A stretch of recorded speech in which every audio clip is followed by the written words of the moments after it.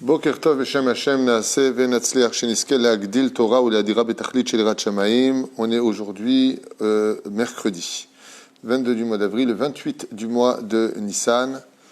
Bezrat Hashem, un shiur sur nos sages racontes, donc premier shiur et ensuite deuxième shiur tout de suite après sur Pirkei Avot, pour qu'on puisse continuer notre seder ici à la maison, confiné à la maison. Et il faut prendre son mal en patience, comme vous le comprenez, c'est vraiment pas évident. Avalel Malaasot. C'est un grand tikkun pour beaucoup pour toute la terre pratiquement aujourd'hui. Aujourd'hui, donc, le shiur sera pour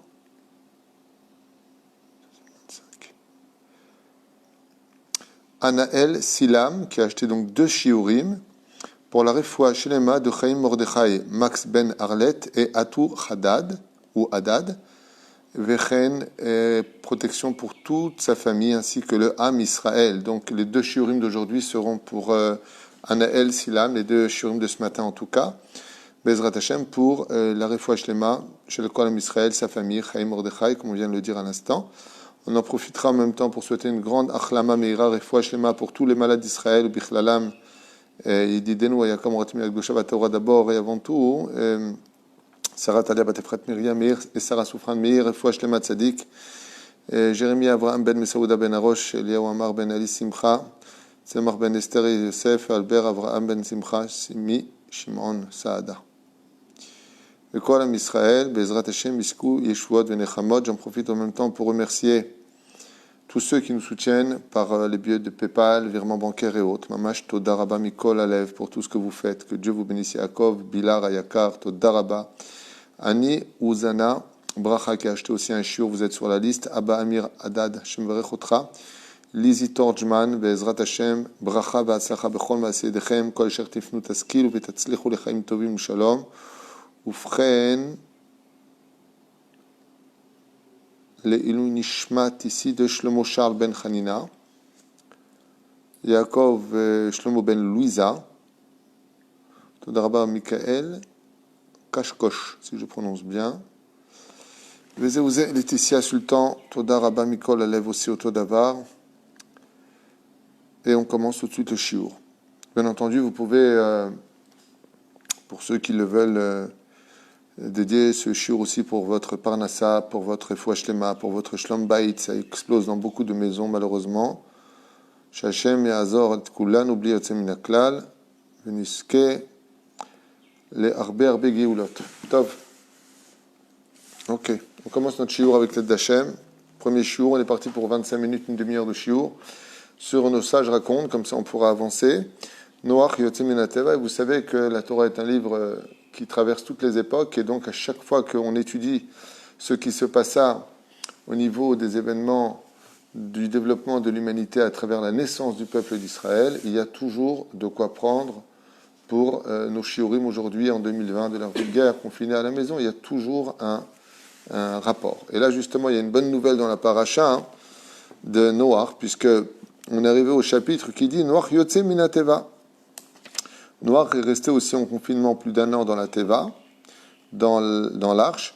Et le paragraphe où on est arrivé à Leva Yalen ou Bezrat Hashem, c'est quand dehors il n'y avait plus de mal, il n'y avait plus de problème. Comme c'est spécifié dans le Zohar HaKadosh, la paracha de Metzora, de cette semaine, nous avons Tazri à Metzora.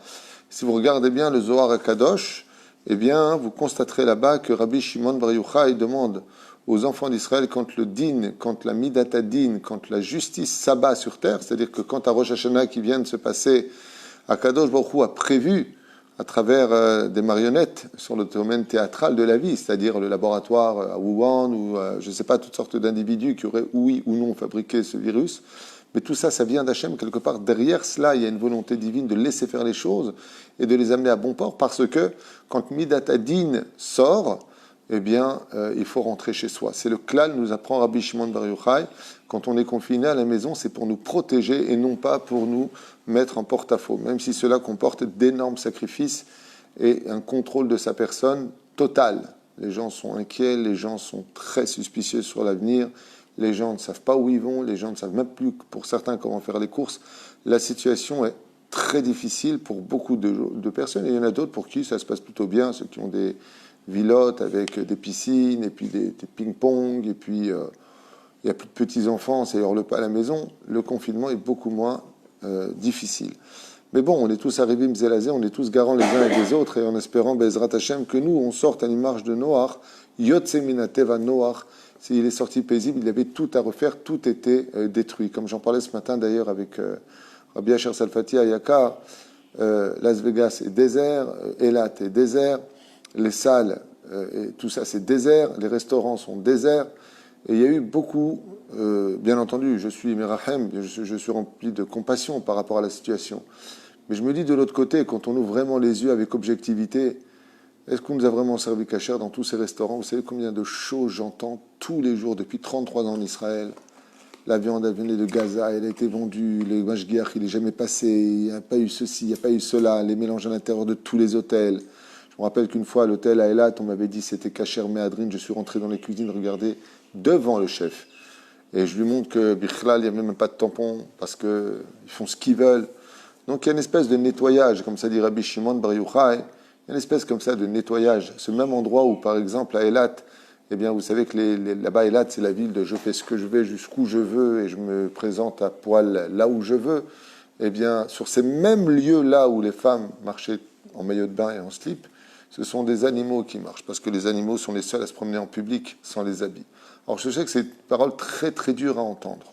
Mais ici, on est dans le monde de la Torah. Dans le monde de la Torah, c'est comme ça qu'on parle. Dans le monde de la Torah, si on se pose la question, Makorepo, qu'est-ce qui se passe ici? Pourquoi est-ce que tout est arrêté?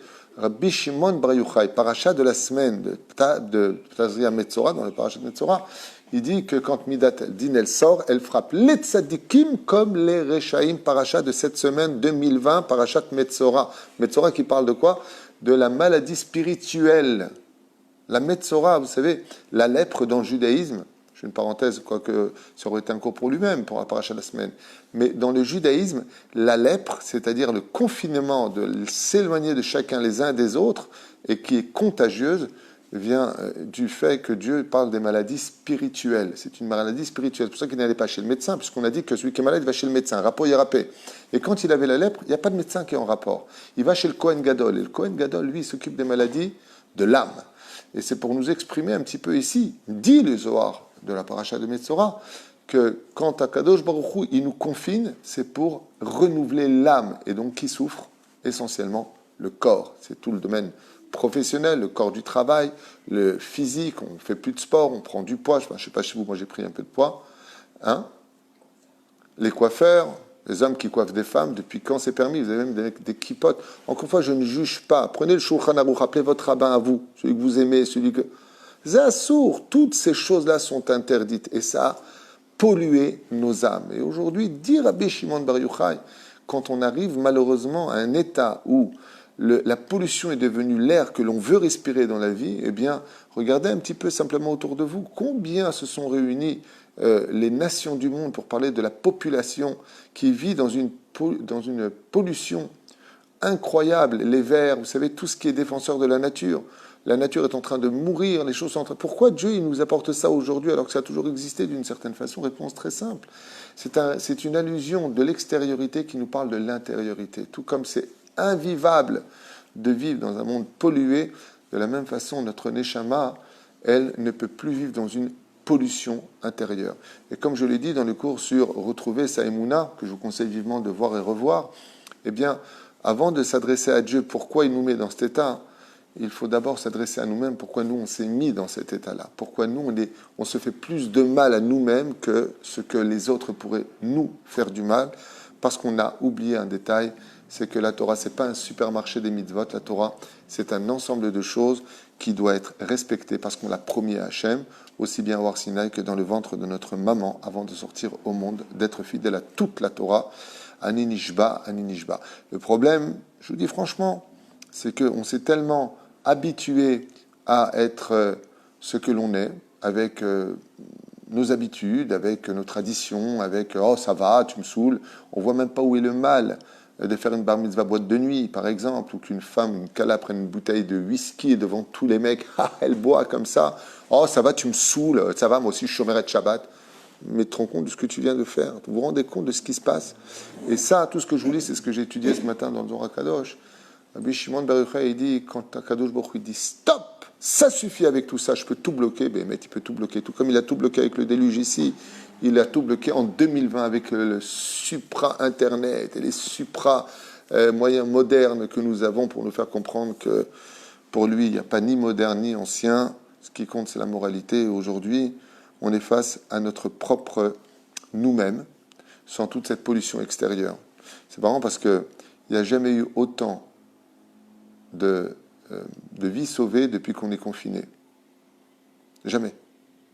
Par exemple, j'ai appris qu'en Israël, il y avait 40 morts par jour dans les hôpitaux, d'accidents de la route, d'accidents du travail, accidents... Oui. Les seuls malades que l'on reçoit dans l'absolu, ce sont ceux qui ont la corona. On n'a pas dépassé les 200 morts en Israël, grâce à Dieu pour l'instant. Mais on a évité énormément d'accidents, de chutes, de travail, d'accidents de la route. Il y a à peu près 750 morts en moyenne par an en Israël d'accidents de la route. Là, il n'y en a pratiquement pas. Donc, quelque part, il y a quelque chose qui est en train de... on n'a jamais vu dans le monde le zioum, c'est-à-dire la pollution n'a jamais été aussi parfaite que depuis des décennies. Donc, quelque part, le malheur de l'un fait le bonheur de l'autre. Mais bien entendu, ça n'enlève rien à la souffrance et encore moins à la patience qui perd un petit peu c'est son but. On ne sait pas où on va. Et bien entendu, le but de nos shiurim, c'est d'abord de vous apporter de la Torah, mais en même temps de vous dire qu'on pense à vous, qu'on prie pour vous, et que Dieu vous aime, et que Bezrat Hashem, tout ça finira. On est en train de vivre quelque chose d'historique qu'on racontera avec nos enfants avec fierté, alors que pour l'instant, on en souffre terriblement. En tout cas, dans les familles, je vois qu'ils sont arrivés au summum du summum de Clarkt. Il y a même des gens qui demandent la séparation. Il y a une éclatade au niveau des divorces partout, dans le continent asiatique, que ce soit l'Asie, que ce soit l'Europe, que ce soit l'Afrique, ou que ce soit en Israël. Parce que vous savez que nous, on est au milieu de tous les continents. On ne sait pas si Israël, ça appartient à l'Europe, l'Asie ou l'Afrique. Au niveau, officiel, on appartient à l'Asie. C'est-à-dire, on est rentré dans l'Europe par rapport à des accords. Mais Israël, c'est même pas dans l'Afrique, parce que ça touche, c'est au milieu du monde. Donc voilà un peu plus où on en est. Alors, bon, Irebeyach Bezrat Hashem, pour le peu de temps qui nous reste, à comprendre un petit peu ce que les textes d'aujourd'hui vont nous apprendre sur la sortie de Noach. Ka'asher isir Noach levasof et mirse ateva, quand Noach a enfin ouvert la porte de l'arche et qu'il est sorti, il est resté estomaqué, nous disent les Chachamim. Ra ki ashva haaretz. Il a vu que Yavsha, haaretz, que tout était aride, que tout était mort, que tout était à refaire. Amad ve'imtin letzav Hashem, et il a demandé à Dieu, qu'est-ce que je dois faire? C'est incroyable ce qu'on dit, parce que Noach, il est sorti d'un confinement d'un an, il sort dehors, il voit que tout est mort. Il n'y a rien. Tout est à refaire à zéro. Du minéral au végétal, de l'animal jusqu'à l'homme. Il n'y a même pas une maison où vivre. Il sort de la Teva, et il se rend compte qu'en sortant de l'arche, il n'est pas libéré. Parce qu'il passe d'une angoisse à une autre angoisse. Ou Kshamar Akadosh Baruch Hu le Noach, jusqu'à ce que Dieu lui ait dit, Tsé mina Teva Noach. Sors de la Teva. Peut-être que tout est mort devant toi. Et Dieu lui dit, mais moi je ne suis pas mort. Donc ne t'inquiète pas. Sors. Retrouve le sourire et sors. Amar lo Noach, Léa Netse. Tu me dis de sortir, Hachem, où tu veux que j'aille? Parce que je vais travailler. Qu'est-ce que je dois faire? Je suis le seul homme sur Terre, avec mes 3 filles, sur le globe de la Terre. Il n'y a plus de population, il n'y a plus rien.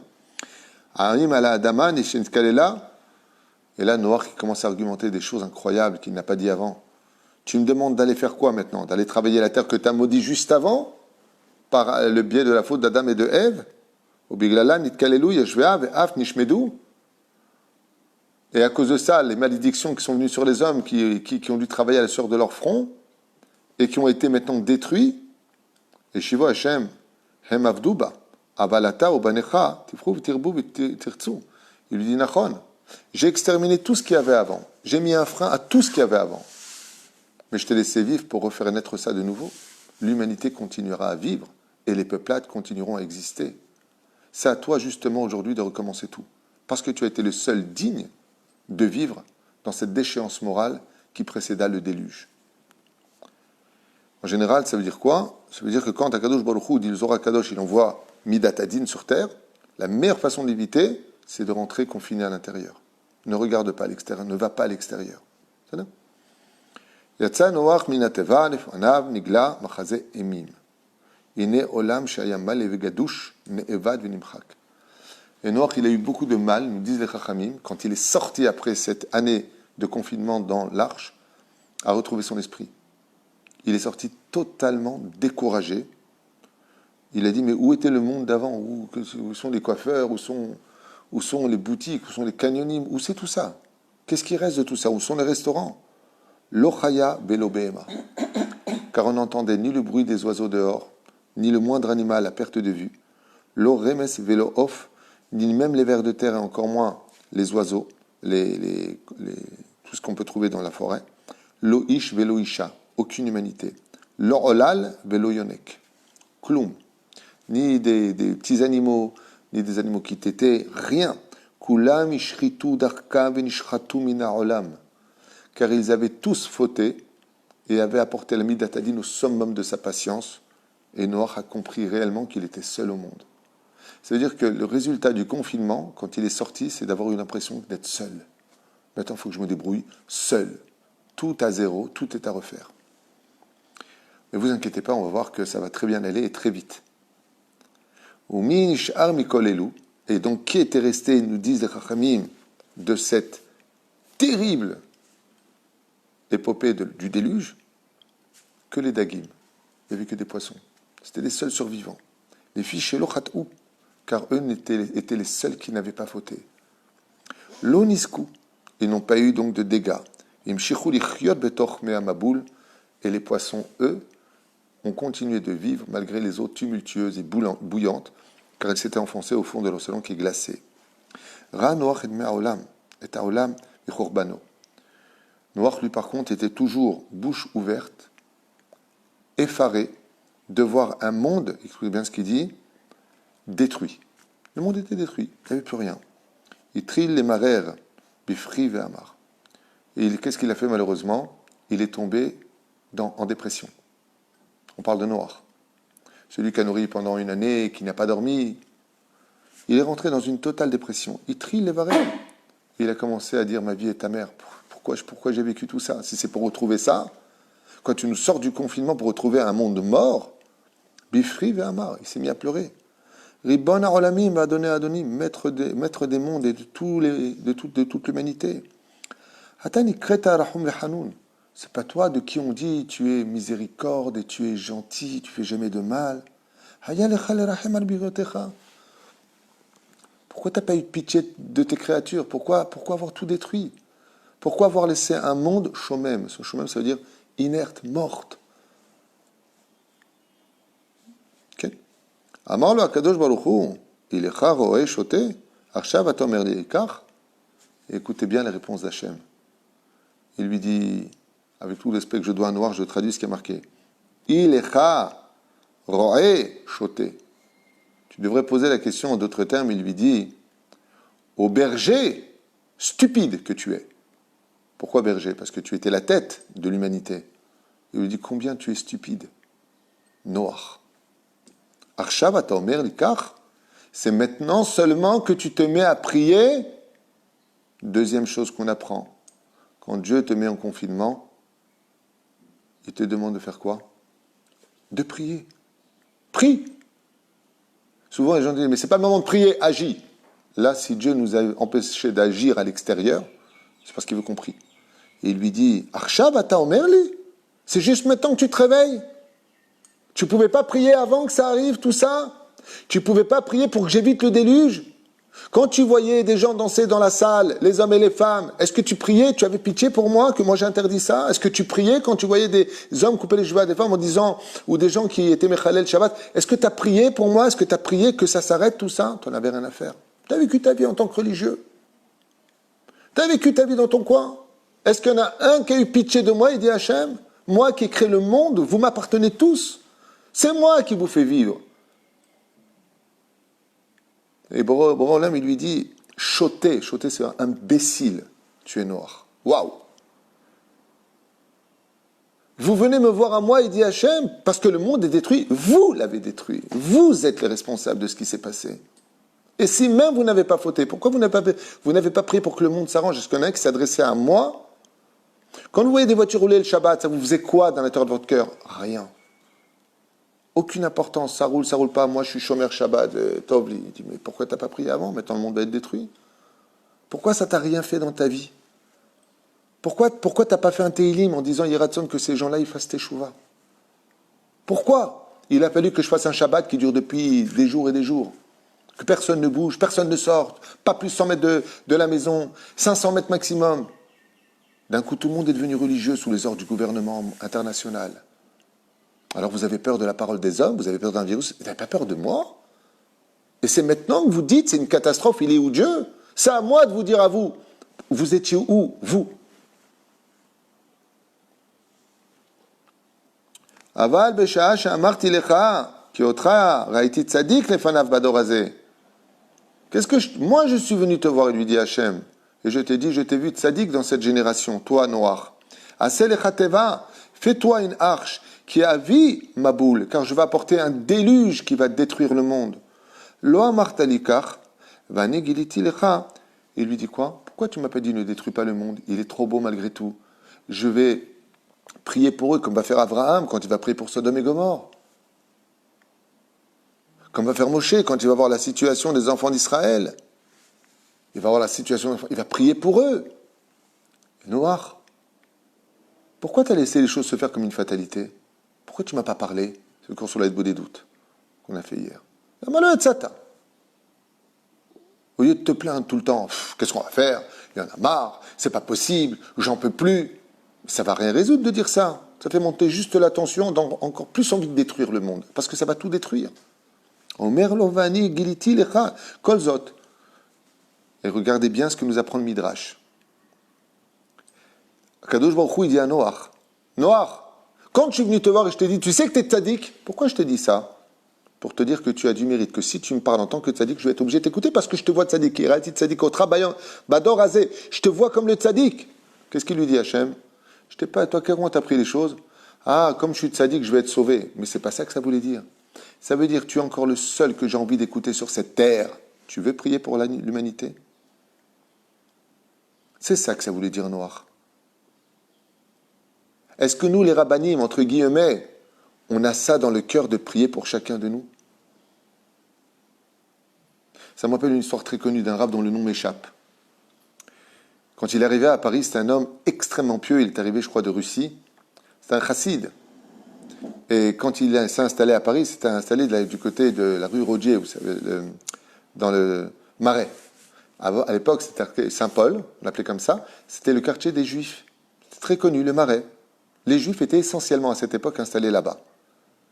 Et quand arrivait le premier Shabbat, il sort avec ses élèves comme ça, deux élèves à lui, et il voit comme ça un Juif qui prend sa voiture le Shabbat, qu'il avait rencontré un petit peu avant, et il roule. Et à ce moment-là, quand il voit ça, il éclate en larmes. Il s'assoit sur le banc, il peut pas aller à la synagogue. Et il pleure. Alors, mais qu'est-ce qu'il y a? Vous avez mal quelque part? Vous vous rendez compte, j'ai vu un Juif prendre sa voiture, il se pleure. Un des chassides a quitté son rave pendant 1 an pour monter à Jérusalem, apprendre la Torah en yeshiva, sur le conseil de son rave. 1 an plus tard, il revient voir son rave. Et voilà qu'il trouve son rave, le Shabbat Kodesh, en train de pleurer sur le même banc. Il dit, Rave, il y a 1 an, je vous ai laissé sur ce banc en train de pleurer. Parce qu'il y a un juif qui était Mehalel Shabbat. Il lui dit, c'est pour ça que je pleure. Il dit, pourquoi? Il dit, parce que j'ai arrêté de pleurer, parce qu'il est Mehalel Shabbat. Je me suis tellement habitué à voir les gens fauter que je ne fais même plus attention de prier pour eux. Il pleurait parce qu'il avait arrêté de pleurer pour eux. Il pleurait parce qu'il avait arrêté de prier pour les autres. Vani giliti lecha et kol zot, il lui dit, shetit palel. Quand je t'ai dit, Noach, je t'ai vu un tzaddik, fabrique une arche, vite, parce que je vais apporter le maboul, parce que je vais faire ça. Si je t'ai raconté tout ça, c'est pas pour te raconter ma vie. Tu lui as dit, Hachem, je t'ai tendu une perche pour que tu pries avant que le désastre n'arrive. Je t'ai tendu une perche pour que tu relèves la situation. Mais non. Tu as estimé que tu pouvais rien faire. De toute façon, à quoi ça sert? Voilà. Tu vas dire quoi aux habitants d'Elat, aux habitants de Tel Aviv, aux habitants d'Ashdod, aux habitants de Paris ou à Las Vegas? Arrêtez, vous faites des bêtises. Qui c'est qui va t'écouter? Dieu te répond, c'est pas ton problème qui t'écoute. Moi, je t'écoute, ça suffit. Parce que tout dépend de moi. Et si moi, tu me persuades, j'en vois pas. Grâce à toi. Comme par exemple à l'époque de Rabbi Shimon Bar Yochai, toute la vie de Rabbi Shimon Bar Yochai, dit la Gemara, pendant 40 ans, Rabbi Shimon Bar Yochai a vécu 120 ans. Okay. Pendant toute la vie de Rabbi Shimon Bar Yochai, il n'y a pas eu un seul arc-en-ciel dans le ciel, par son mérite à lui. Parce qu'il priait pour l'humanité. Parce qu'il priait que Dieu change le cœur de l'homme. Il dit, tu vois bien que je ne l'ai pas fait. Alors que le monde méritait d'être exterminé, Kivyachol. Le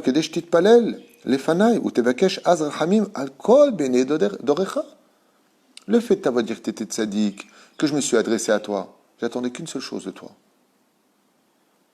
J'attendais non pas que tu fasses l'arche, mais que tu te mettes à prier pour la nature, pour les hommes, pour les créatures. En disant, les hommes, ils sont bêtes, Hachem, ils sont remplis d'Yetzerara, ils ont des pulsions. Il fallait trouver les mots. Pourquoi je t'ai créé la parole noire? Pourquoi j'ai dit que tu étais tzaddik? Parce que tu étais le seul de toute l'humanité que j'acceptais encore d'écouter. Mais toi, tu t'es occupé de faire ton arche. Toi, tu t'es occupé de, j'ai ma synagogue, j'ai mon rab, j'ai mon kollel, j'ai mes enfants au Talmud Torah, le reste, goodbye. C'est pour ça que le Zohar Kadosh nous dit, qui sont les premiers que Dieu félicitera à la fin des temps? Ceux qui ont fait grandir son nom parmi les autres. Ceux qui se sont occupés que les autres aussi reviennent petit à petit à la Teshuvah.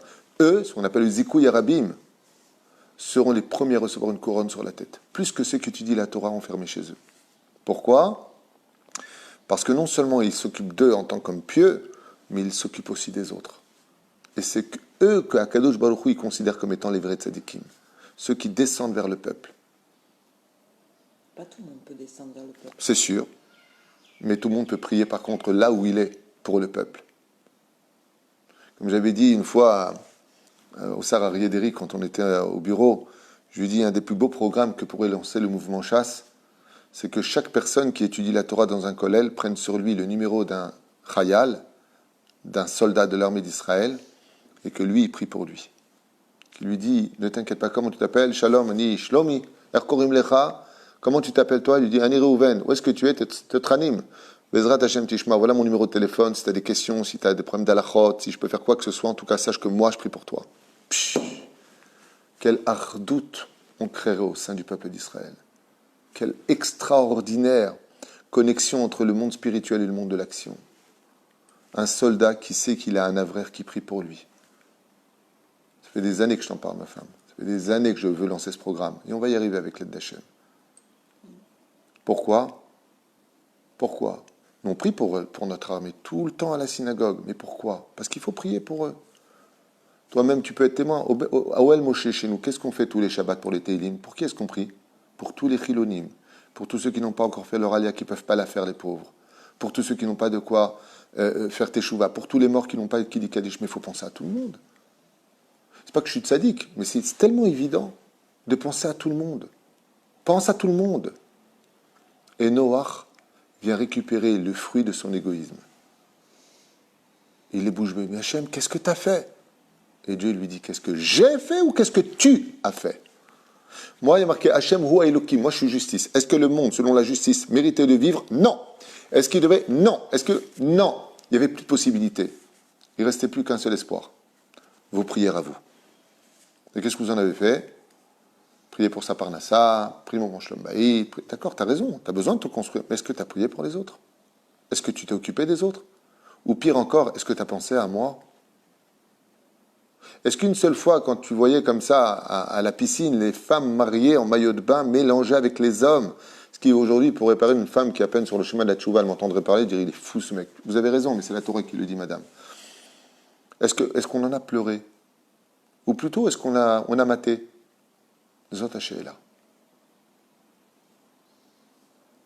Est-ce qu'on a fait une idée des doutes? Est-ce qu'on a mis une tzedaka pour que ça s'arrête? Non.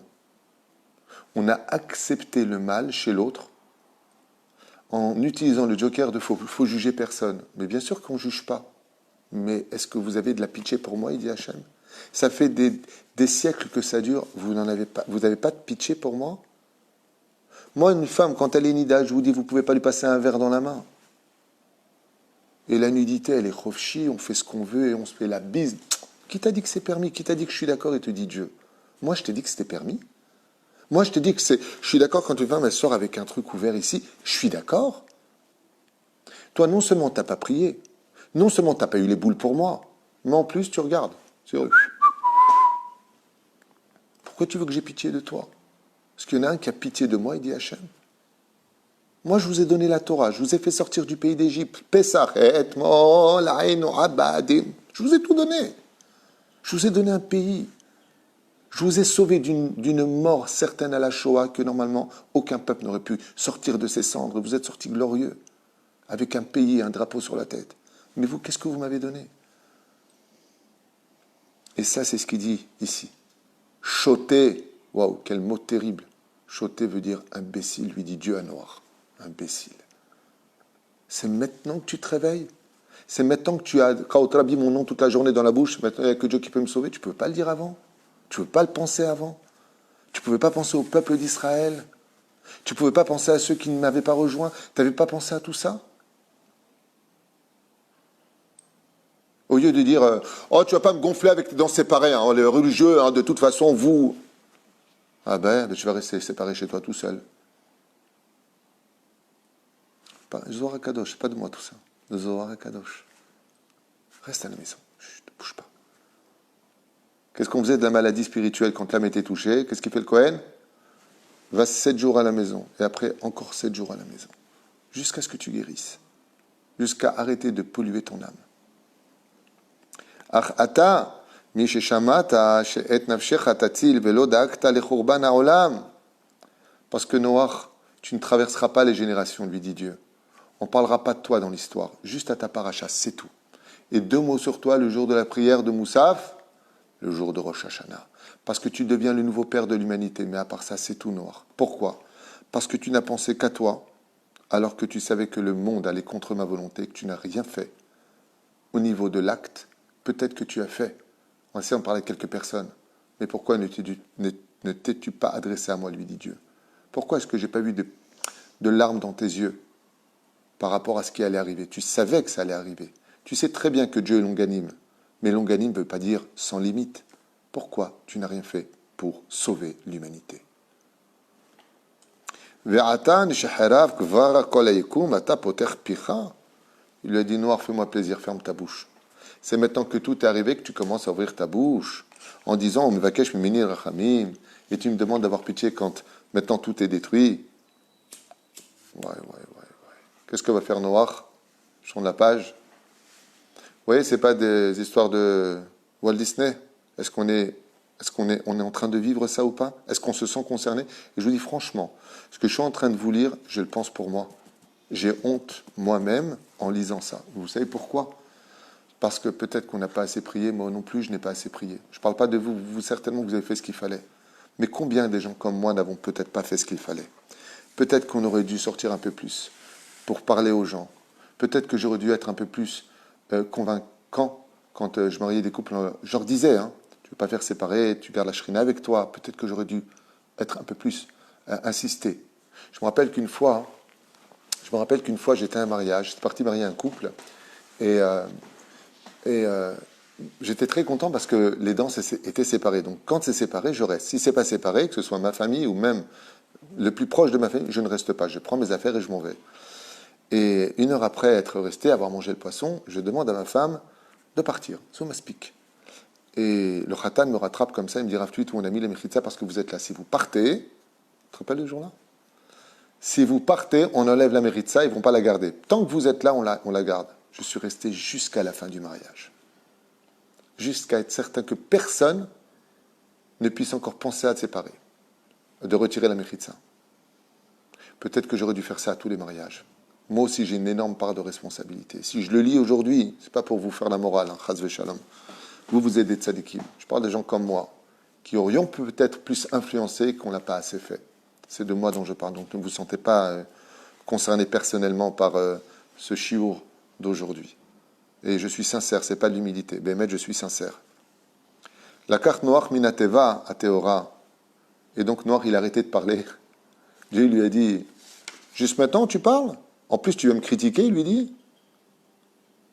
C'est comme le mec, il est confiné chez lui, il n'a rien changé de sa vie.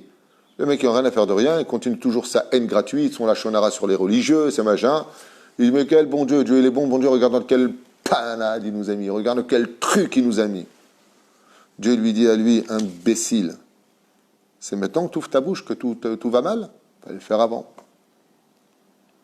Il fallait le faire avant. La carte Noach minateva.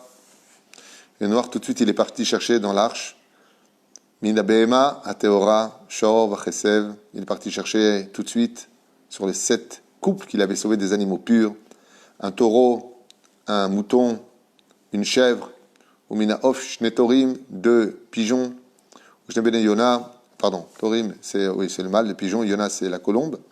Qui amar, Mipnema, Tzivani Akadosh, Baruchu, Learbot, Teorim, Yoter Minatemeim. Et Noir tout seul, il réfléchit, il a dit, si Dieu m'a demandé de prendre 7 couples des animaux purs et un couple des animaux impurs, c'est certainement pour que j'apprenne à me taire et commence à remercier Dieu. Enzot est là, l'Akrif Korbanot, et je vais tout de suite maintenant faire des Korbanot pour remercier Hachem et lui demander pardon de ne pas avoir un peu eu de compassion pour lui, car comme lui a dit Hachem, et Eze Olam Haravti. Dieu lui dit, dis-moi, je peux te poser une question, Noach? Il lui dit oui. Quel monde j'ai détruit? À qui appartient le monde? Noach lui dit à toi. Il lui dit, alors je te dois quelque chose? Je te dois quelque chose? J'ai détruit ton monde ou j'ai détruit mon monde? Le ciel et la terre, ils m'appartiennent. La Hachem Haaretz Umloa, comment c'est marqué? La Hachem Haaretz Umloa. Dieu, il dit, Noir Seban Télim, le ciel et la terre m'appartiennent. J'ai rien détruit à toi. J'ai rien pris à toi. Je prends mon monde. Que toi, tu vives dedans, c'est ton problème. Mais c'est toi qui l'as pourri. Je te dois rien, lui dit Dieu. Miad Noir sais-tu. Et commence à sacrifier des animaux. Donc à l'époque, c'était comme ça, et ce qu'on fera bientôt si Dieu veut. Bana Noir Misbéar, tout de suite, il a construit un autel de sacrifice. Il a créé Balaf Korbenotav.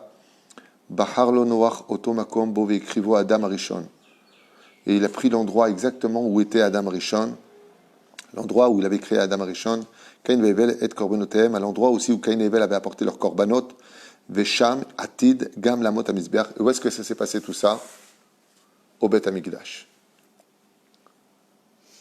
Il est parti faire les sacrifices au Beth Amikdash. Noach Beatzmo lo écrive la Shem Beno. Et ce n'est pas Noach qui a pratiqué les sacrifices, mais son fils Shem. Kevan Shetzoleh Aya, parce qu'il a été mordu par le lion et qu'il boitait. Bateva ve'asur les balmoum, et on sait que quelqu'un qui a un défaut physique ne pouvait pas lui-même être le sacrificateur sur le misbéach. La reine, il s'était rendu pasoul. Dieu lui a dit, tu es impropre au service divin, car maintenant tu as un défaut. Et ce défaut, il a été touché par qui? Par le lion, on te rappelle? Parce qu'il a oublié de le nourrir par sa bouche. Oui?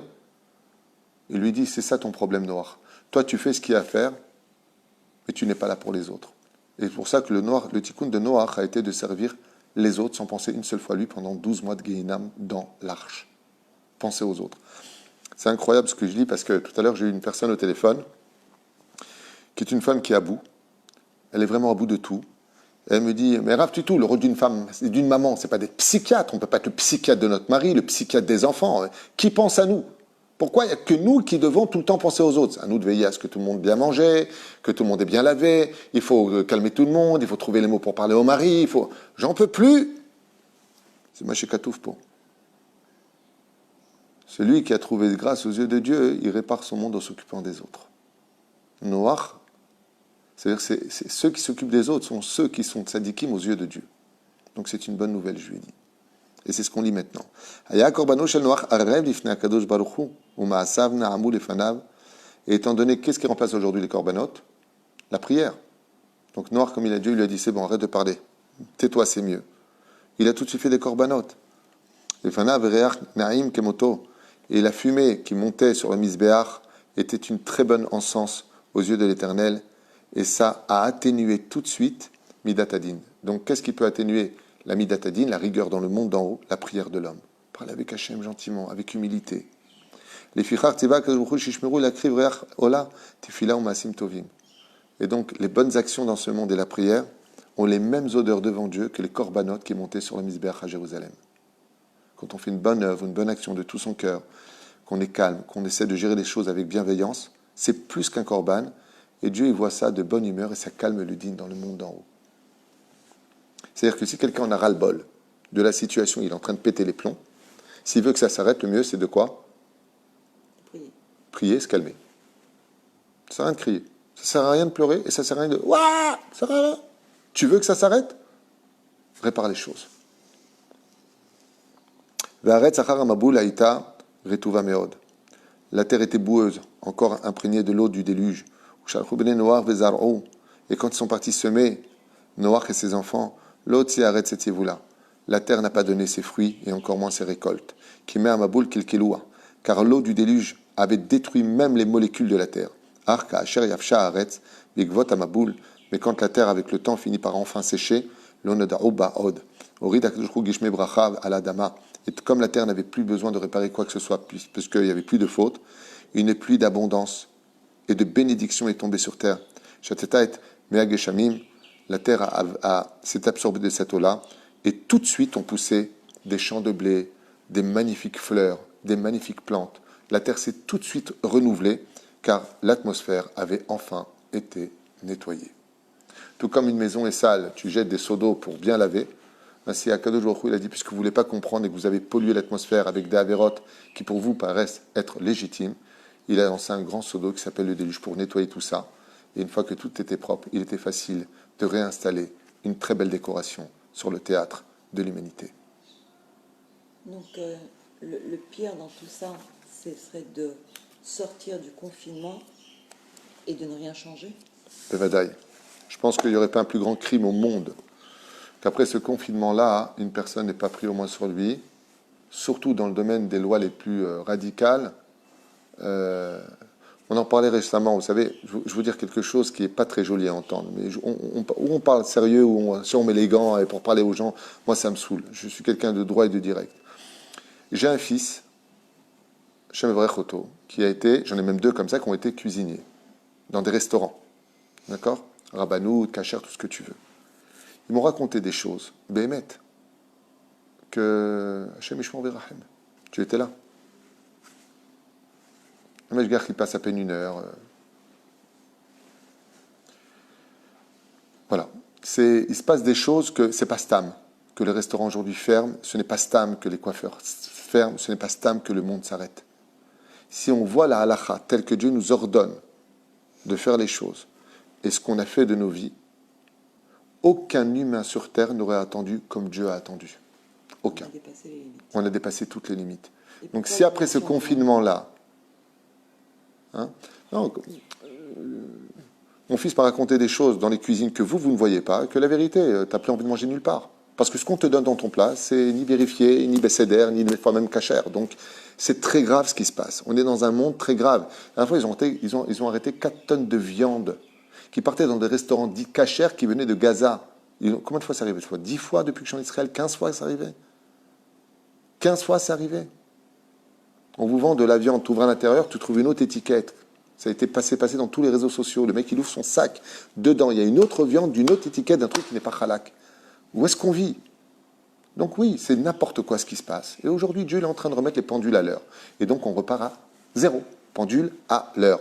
Donc, la pire des choses qui puissent nous arriver, je vous le dis franchement, c'est de ressortir de ce confinement et de reprendre la vie comme elle était avant. Chas v'shalom. Si on veut une nouvelle abondance, un changement d'histoire, eh bien, il va falloir, par la suite, arrêter de parler pour rien dire et retrousser nos manches pour être meilleurs dans la société, meilleurs dans la vie des couples, meilleurs pour nos enfants, ne pas faire des enfants et penser que c'est l'histoire d'une seule nuit. Il faut s'occuper de ses enfants, il faut border ses enfants, il faut parler avec les enfants, il faut étudier avec ses enfants. Stop de les vendre devant des portables et des films, on ne sait même pas ce qu'ils regardent. Vous savez dans combien de maisons, c'est même pas moi qui dis ça, le Rav Kanevski, il a dit, il est obligé 90% que celui qui n'est pas un portable cachère, c'est obligé qu'il regarde des choses interdites. Si ce n'est pas dans les films où tu as des femmes à poil, si ce n'est pas dans les publicités qui sont données, si ce n'est pas Bichla dans les sites pornographiques, si ce n'est pas... C'est obligé. Et alors? Aujourd'hui, nous-mêmes, on achète des portables non cachés à nos enfants. Tiens, mon fils, 7 ans, 3000 shekels le portable. Mais on est devenu fou. On est devenu fou. Qui t'a dit que c'est permis? Quel rave t'a dit Zébé Seder? Aux États-Unis, un séquer qui a été fait par des goïms professeurs disent que ça abrutit le cerveau et que ça crée une dépendance. Je ne parle pas des rabbins, je parle des professeurs américains qui disent que c'est une catastrophe. Il y a une émission qui est sortie sur ceux qui ont créé Facebook et Twitter et machin, là, tous ces techniciens qui ont créé ça, ils ont demandé pardon à l'humanité. Vous savez ce qu'ils ont dit? Ils ont dit notre but, c'était de vous contrôler et de créer une drogue nouvelle qui s'appelait les médias. Encore plus que jamais, vous allez devenir dépendant de nous, à un tel point que vous serez capable de vous séparer de vos femmes, parce que maintenant vous avez de quoi vous occuper l'esprit avec toutes sortes d'imaginations qu'on vous implantera, des photos de chacun. Le mec qui regarde des vacances d'une fille qu'il n'a jamais vue, mais qu'est-ce que tu regardes? D'où tu la connais? Et tu l'appelles, salut, j'ai vu ton truc, super sympa, t'es vachement cool, c'était où? Où on va? Alors aujourd'hui, on met un terme à tout ça. Je ne viens pas dire pourquoi les choses sont là, j'ai pas une boule de cristal pour dire que ce que j'ai dit, c'est la pure vérité, j'en sais rien. Mais la Torah, c'est la pure vérité. Et quand je pense ce que je pense et que je vois ce que dit la Torah, je vois que je ne me suis pas tellement trompé. Donc, Bevadaï, si c'est pour répondre à la question, la pire des choses qui pourraient nous arriver, c'est d'être le même après le déluge. Vous voyez, Noach, il était avant le déluge, Ish Tzadik, un homme Tzadik. Et après, il s'appelait comment? Ish Adama. Alors vous allez me dire que c'est péjoratif. Il est passé de l'homme Tzadik à l'homme de la terre. Oui, mais au moins, il y a quelque chose de très positif. C'était plus le même. Il a changé. Aujourd'hui, il y a beaucoup de gens qui se réjouissent que beaucoup de Haredim, beaucoup de religieux ont été touchés. Les villes religieuses ont été touchées en Israël. On doit prier pour ces gens-là? Vadaï, ce sont des ignorants. Et puis n'oubliez pas que ce travail n'aurait jamais été... on n'aurait jamais connu ça s'il n'y avait pas les médias. Il suffit simplement d'avoir une journaliste dont le nom m'échappe et puis elle ne m'intéresse même pas, qui a une telle haine du monde Haredi. Ça fait des années que les médias se battent contre le monde Haredi. Voilà, ils sont partis, les pauvres des Chayalim, ils sont partis donner à manger à Mea Shearim, ok? Ils se sont fait caillasser la voiture, il y a eu même un blessé. Maintenant, ils sont partis pour donner à manger aux Haredim, à Mea Shearim, d'accord? Ok? Il y a une cinquantaine de Haredim qui sont sortis d'une secte qu'on ne connaît même pas. On ne les connaît pas, des mystiqueries, je ne sais pas d'où ils sortent. Ils sont partis les caillasser. Au lieu de dire une cinquantaine d'un mouvement à tel, non, les Haredim de Mea Shearim. Pourquoi? Zelo Nachon. Moi, je connais des tzadikim qui vivent à Mea Shearim, ils condamnent ça, ils ont honte de ça. Mais non, c'est tout le temps les Haredim. C'est tout le temps le côté médiatique du monde religieux, parce que les médias font exprès. Je vous donne un exemple, vous me dites ce que vous en pensez. Quand tu étais à Bnei Brak, ok? À Bnei Brak, quand on leur a dit de ne pas sortir, comme l'a très bien d'ailleurs expliqué le Rav Zamir Cohen, il a fait une vidéo sympathique. Il dit, mettez des écrans, parlez-leur. Eux, ils n'ont pas de portable non cachère, ils ne lisent pas les journaux, ils n'ont pas tout ça, ils ne sont pas au courant à temps. Et le temps qu'ils soient au courant, ils vont avoir le même effet que nous. Au début, on a pris ça un peu à la légère. Donc c'est normal que la pandémie se soit beaucoup plus attaquée dans ces lieux-là, parce qu'ils n'étaient pas au courant. Mais s'ils avaient voulu vraiment bien faire, tu sais, ça me rappelle les Américains quand ils ont dit, mais c'est horrible ce qu'a fait l'Allemagne et l'Europe en tuant des Juifs. Mais il y a un rabbin qui leur a répondu, Monsieur les Américains, il suffisait simplement de bombarder les rails, vous étiez au courant. Je te rappelle que Ford était... la marque Ford, c'est les voitures. Ce sont eux qui ont soutenu Hitler. Walt Disney a soutenu Hitler. Hugo Boss, c'est lui qui a fabriqué les vêtements pour les SS. Ils étaient tous au courant, les Américains, de ce qui se passait. Pourquoi vous n'avez pas bombardé les rails? Vous auriez évité des millions de morts. Mais ça arrange tout le monde. Et pourquoi je vous parle de ça, le lendemain de la Shoah? Parce que si les médias, ils avaient vraiment voulu faire ce qu'il fallait, tu veux toucher la populace religieuse, va voir leur rabbi. Il suffisait d'aller voir le Rav Kanievski, de lui expliquer clairement les choses, il aurait donné un mot d'ordre, tout n'était pas fait. Non. Non. On va annoncer ça là où ils ne le sauront pas, pour salir constamment le monde religieux. Je ne dis pas qu'ils sont tous parfaits dans le monde religieux, il y en a qui sont insupportables. Moi, un jour, on m'a posé la question, on m'a dit, si vous étiez Premier ministre en Israël, qu'est-ce que vous feriez pour changer le pays? Je dirais d'abord, je descendrai vers le peuple, et puis la deuxième chose, les amis de mes ennemis sont mes ennemis. Moi, tous ceux qui viennent brûler avec, au nom de la Torah, un drapeau israélien, ou qui vont serrer la main à Ahmadinejad et machin, tous ces gens-là n'ont rien à faire en Israël. C'est pas parce qu'il est religieux au Shomer Shabbat. Je dis pas que tout le monde est parfait, mais qu'est-ce qu'on casse sur le monde religieux? Qu'est-ce qu'on leur casse? toutes les responsabilités. Jusqu'à un tel point qu'il y a un journaliste qui a dit écoutez, pour le confinement de Shabbat, les soldats, ils ont reçu à Bnei Brak de la nourriture, ils n'ont jamais vu des gens aussi extraordinaires.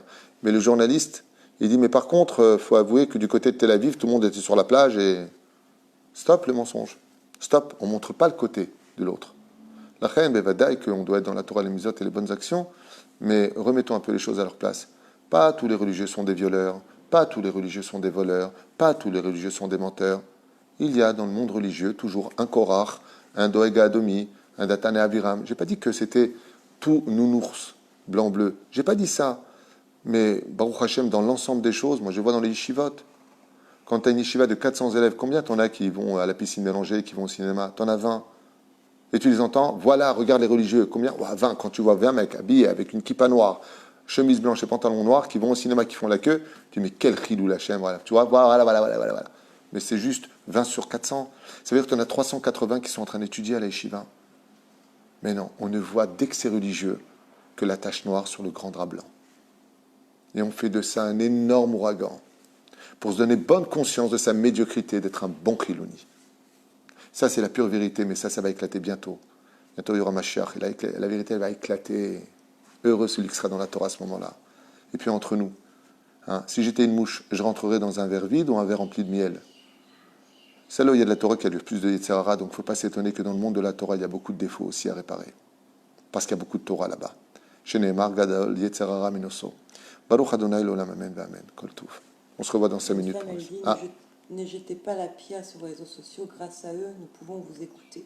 Ça n'a rien à voir avec ça, Tzadeka. Je ne parle pas des réseaux sociaux, de ce que nous sommes en train de faire dans le bien. Tu sais, ça me rappelle un jour un Allemand, un fils de nazi.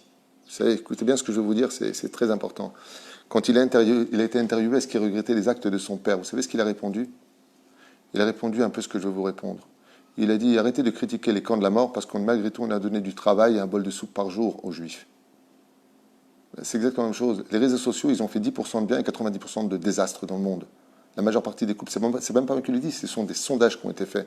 Quand on voit que grâce à Facebook, il y a beaucoup de couples qui se sont mariés, on a 4 fois plus de couples qui ont divorcé. Donc c'est de ce côté péjoratif, négatif dont je parle, et non pas le plaisir de savoir que vous m'écoutez et que Bezrat Hashem, on puisse avancer. Bien sûr que je critique les médias, et pas moi, tous les rabbinim le font. De l'autre côté, on a besoin de se tenir au courant. C'est pour ça que dans mon application, on peut avoir des médias qui sont complètement cachés. Et je vous invite à regarder, ça s'appelle Kol Rega. Vous voyez? Kol Rega, ça nous permet d'écouter des informations neutres qui ne crachent ni sur le religieux, ni sur ceux qui ne le sont pas. Il faut savoir écouter les bonnes informations. Parce que pour l'instant, ce qu'on a, et je sais de quoi je parle puisque j'ai des amis qui sont dans l'information, c'est que tout ce qu'ils disent est déjà préprogrammé et que même s'ils ne sont pas d'accord, s'ils ne disent pas ce qu'on leur donne dans les mains à lire, ils sont virés. Okay, c'est un journaliste arabe qui me l'a dit, musulman, qui regarde mes cours depuis 4 ans. C'est lui qui me l'a dit. Voilà. Donc c'est de ça dont je parlais. Bracha v'atzlacha, à tout de suite.